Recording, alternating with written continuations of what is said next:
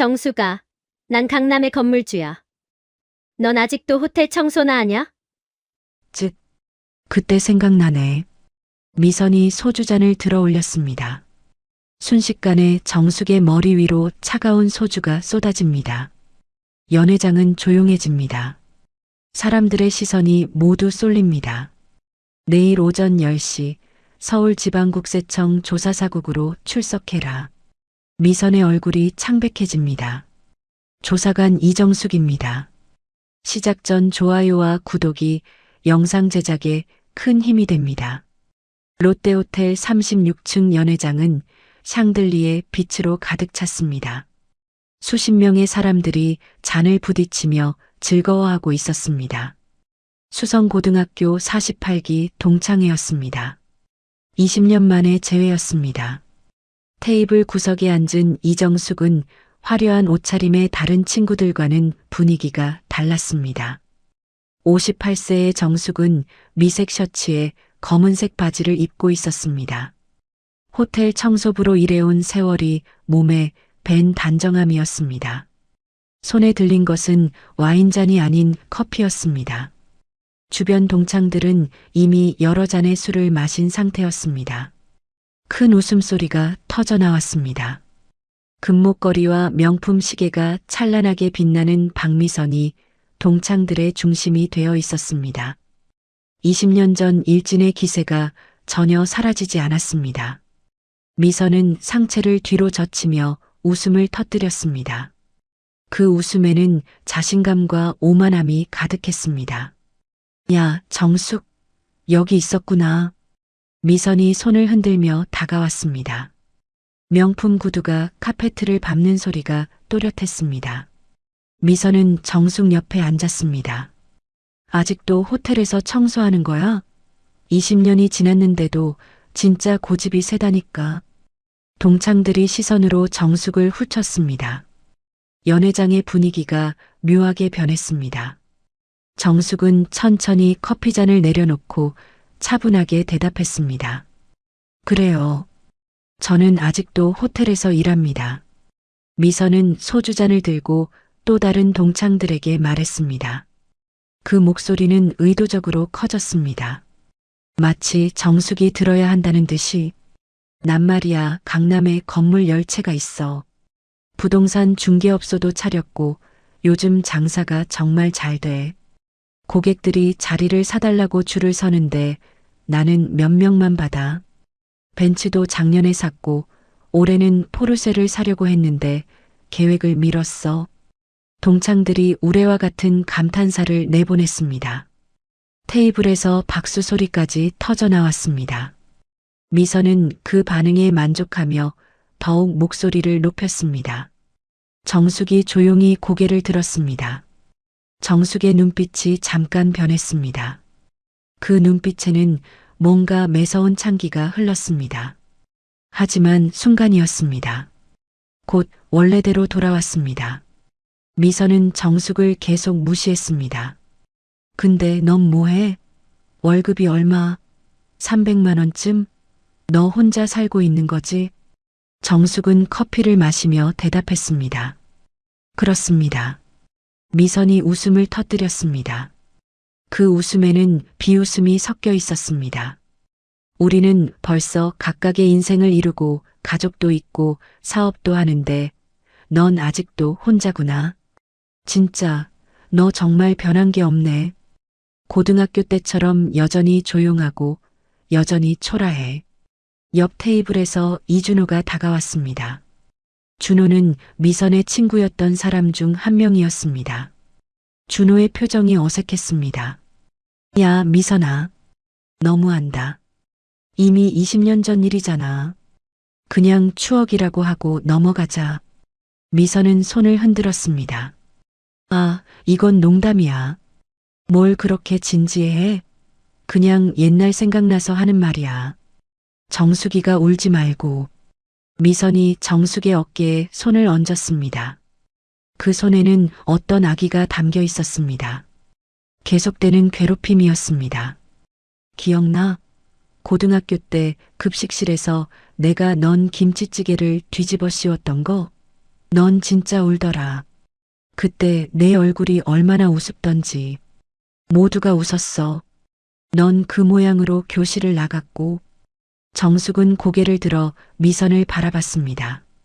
그 순간 정숙의 눈에 무언가 단단한 것이 들어섰습니다.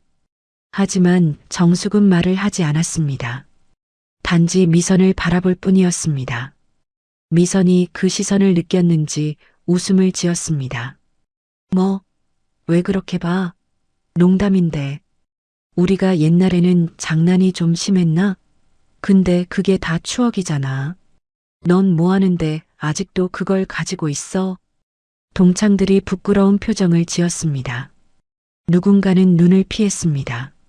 하지만 아무도 미선을 제지하지 않았습니다. 정숙이 천천히 자리에서 일어났습니다. 화장실 다녀오겠습니다. 정숙이 조용히 말했습니다. 그 목소리에는 어떤 감정도 담겨 있지 않았습니다. 단지 무표정하고 담담했습니다. 미선은 정숙이 자리를 떠나가는 모습을 바라보았습니다. 그 뒷모습이 20년 전 급식실에서 달아나던 그 모습과 같았습니다. 미선은 만족스러운 웃음을 지었습니다. 호텔 로비의 화장실에서 정숙은 거울을 봤습니다. 자신의 얼굴이 창백했습니다. 손이 떨렸습니다. 20년 전이 아니라 오늘 일어난 일처럼 생생했습니다. 정숙은 찬물로 얼굴을 씻었습니다. 차가운 물이 정숙의 뺨을 흐르내렸습니다. 거울에 비친 자신의 모습을 다시 봤습니다. 58세 호텔 청소부 이정숙. 그렇게만 보였습니다. 하지만 정숙의 눈빛은 달랐습니다. 거울 속 그 눈에는 깊은 결연함이 담겨 있었습니다. 정말로 깊은 결연함이었습니다. 정숙은 주머니에서 무언가를 꺼냈습니다. 검은색 가죽 지갑이었습니다. 지갑을 열자 정부기관 직인이 선명한 신분증이 나왔습니다. 서울지방국세청 조사관 이정숙. 신분증의 사진은 정숙의 얼굴이었습니다. 하지만 사진 속 정숙은 다른 사람처럼 보였습니다. 더 강하고 더 단호한 표정이었습니다. 정숙이 신분증을 다시 주머니에 집어넣었습니다.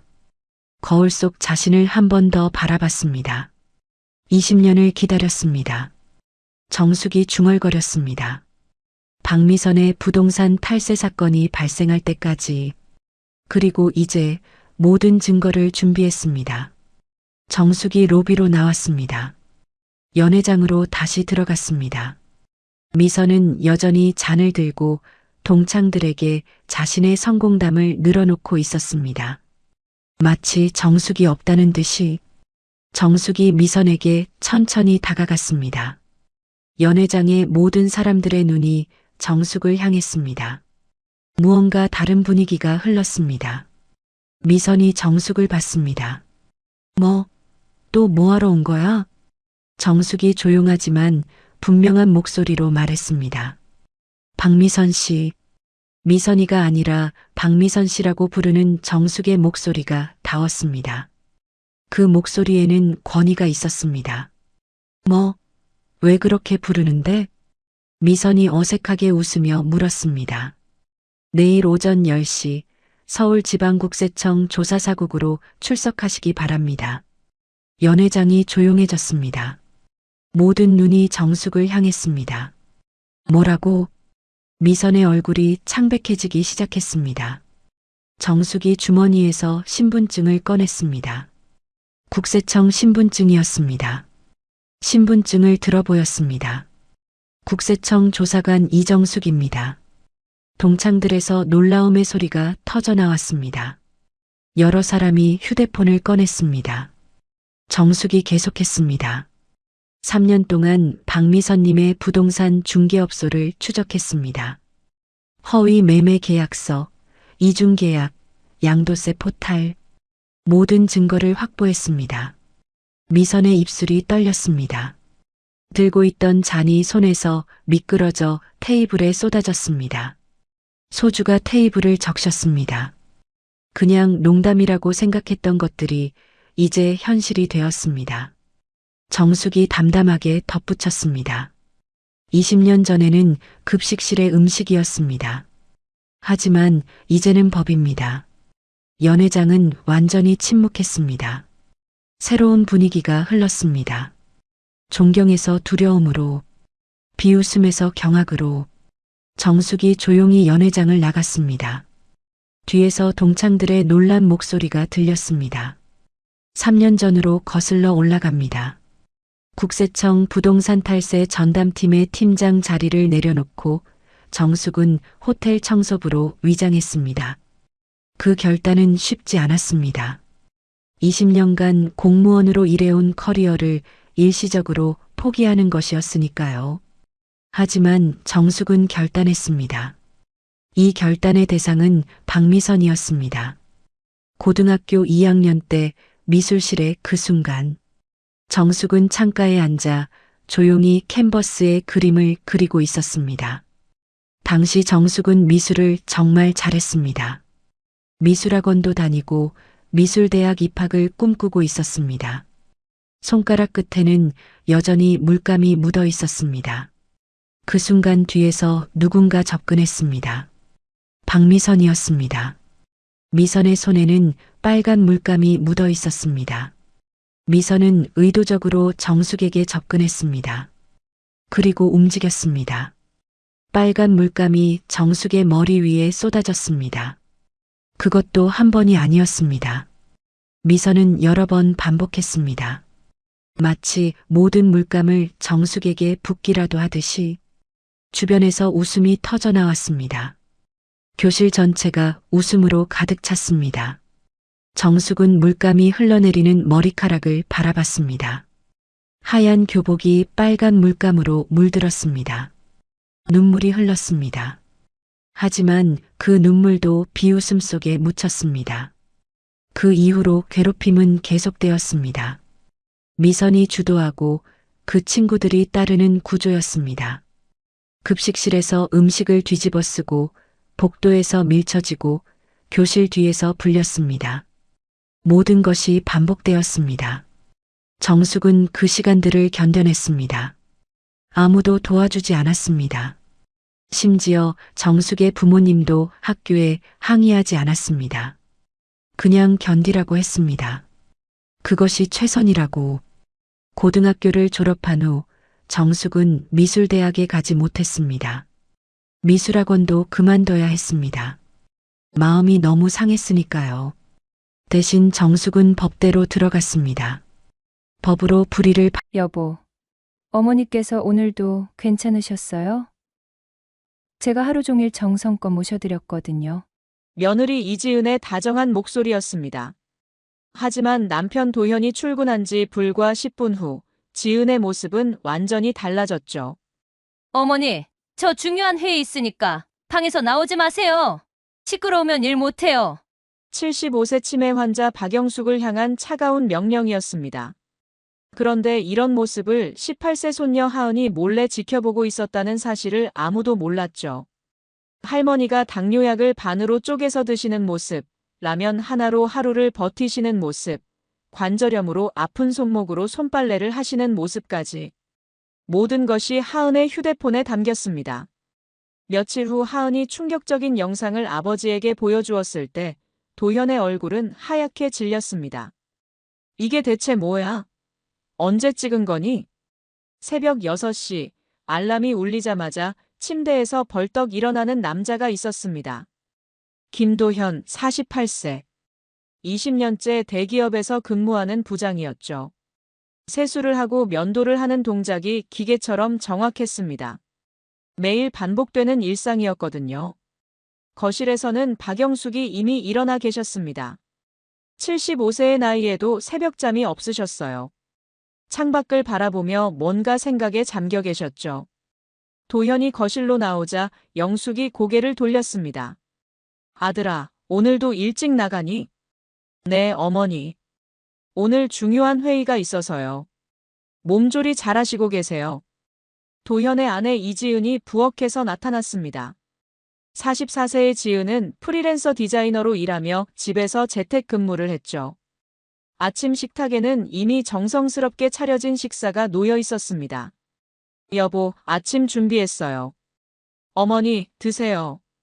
지은의 목소리는 다정했습니다. 도현이 보기에는 완벽한 며느리였어요. 어머니를 정성스럽게 모시는 모습이 고마웠거든요. 지은아, 고마워. 어머니 부탁해. 오늘 회의가 길어질 것 같아. 걱정 마세요, 여보. 제가 잘 모실게요. 지은은 환한 미소를 지었습니다. 도현은 안심하며 출근 준비를 마쳤죠. 고등학교 3학년인 딸 김하은도 일찍 일어나 온라인 수업 준비를 했습니다. 18세의 하은은 예리하고 관찰력이 뛰어난 아이였어요. 아빠 다녀오세요. 할머니 오늘도 건강하게 지내세요. 그래, 하은아. 공부 열심히 해라. 영숙이 하은의 머리를 쓰다듬으며 말씀하셨습니다. 도현이 현관문을 나서는 순간까지도 모든 것이 평화로워 보였습니다. 하지만 현관문이 닫히는 소리가 들린 직후 분위기가 급변했어요. 지은의 얼굴에서 따뜻한 미소가 사라졌거든요. 차가운 표정으로 변한 지은이 영숙을 바라봤습니다. 어머니, 저 오늘 중요한 클라이언트와 화상회의가 있어요. 방해받지 않게 방에서 조용히 지내주세요. 영숙은 깜짝 놀랐습니다. 방금 전까지 다정했던 며느리의 목소리가 완전히 달라졌거든요. 아, 그래. 알겠다. 미안하구나. 지은은 대답도 하지 않고 자신의 작업실로 들어갔습니다. 영숙은 혼자 남겨진 거실에서 어리둥절해 하셨어요. 5년 전 남편을 잃고 혼자 지내던 영숙은 치매 초기 진단을 받았습니다. 그때 지은이 자청해서 모시겠다고 했었죠. 처음에는 정말 잘해줬어요. 하지만 언제부터인가 도현이 없을 때와 있을 때의 태도가 달라지기 시작했습니다. 위층에 사는 최순자는 73세의 활발한 할머니였습니다. 30년간 같은 아파트에 살며 영숙과 절친한 사이가 되었죠. 이날 아침 순자가 베란다에서 빨래를 널고 있었어요. 그때 아래층에서 들려오는 소리가 이상했습니다. 저 집에서 뭔가 분위기가 이상한데. 순자는 귀를 기울였습니다. 평소 영숙의 집에서는 항상 화목한 대화 소리가 들렸거든요. 하지만 오늘은 뭔가 달랐어요. 지은의 목소리 톤이 평소와 완전히 달랐습니다. 차갑고 날카로웠죠. 며느리가 시어머니한테 저런 식으로 말하나? 하지만 확실하지 않아서 그냥 넘어갔어요. 영숙은 거실에 혼자 앉아 계셨습니다.